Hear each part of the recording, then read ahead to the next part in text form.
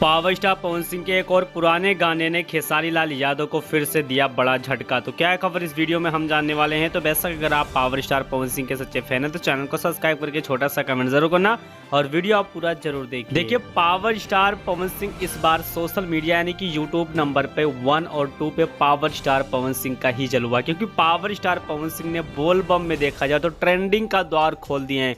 अब तक किसी का गाना देखा जाए तो टॉप म्यूजिक में 1 नंबर या 2 नंबर पर ट्रेंडिंग पे किसी का बोलबम गाना नहीं आया था, लेकिन वहीं पर पावर स्टार पवन सिंह का गांजा ये जीजा देखा जाए तो 2 नंबर पर ट्रेंड आ चुका है। और वो भी गाना ग्लोबल म्यूजिक जंक्शन कंपनी के द्वारा ये गाना रिलीज किया गया था।